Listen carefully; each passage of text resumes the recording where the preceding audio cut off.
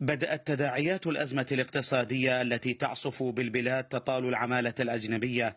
أكثر من 3 شهور مرت على هؤلاء العمال المصريين لم يستلموا خلالها رواتبهم ولم تجدد إقاماتهم في ظل ظروف إنسانية صعبة يعيشونها في هذا المجمع الكرفاني بعد توقف شركة أعالي النيل المحلية عن العمل في مشروع إنشاء خزان الغاز الكروي في مدينة العمارة. شغل متوقف وموقف أول عمل.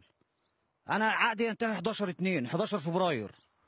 من هاليوم المفروض يجي يحاسبني ويمشيني. عايزين ناخد مستحقاتنا ونروح مصر. تعبان بنموت نريد نروح مصر، ياخد مسار ونروح مصر. أكثر من 30 عاملا مصريا استخدمتهم هذه الشركة المحلية قبل شهور ضمن مشروع إنشاء خزانات الغاز في مدن الكوت الناصرية والعمارة، فيما لم يستلم العاملون المصريون من مستحقاتهم سوى دفعة واحدة تتراوح بين 1000 إلى 2000 دولار كما يقولون. حاولنا استطلاع رأي الشركة المنفذة لكننا لم نتمكن من لقائهم لعدم وجود ممثل لهم في محافظة ميسان كما أبلغنا. من يوم ما وصلنا لغاية الآن ما استلمنا أي مستحقات مالية.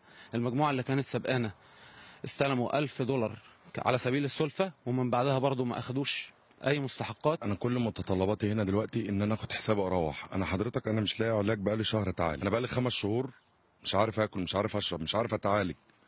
بيتي بيستلف، بيتي في مصر بيستلف. من جهته أعلن رئيس لجنة الطاقة في مجلس محافظة ميسان تضامن الحكومة المحلية مع مطالب العمال المصريين، داعيا الشركة المنفذة إلى الإيفاء بالتزاماتها التعاقدية معهم.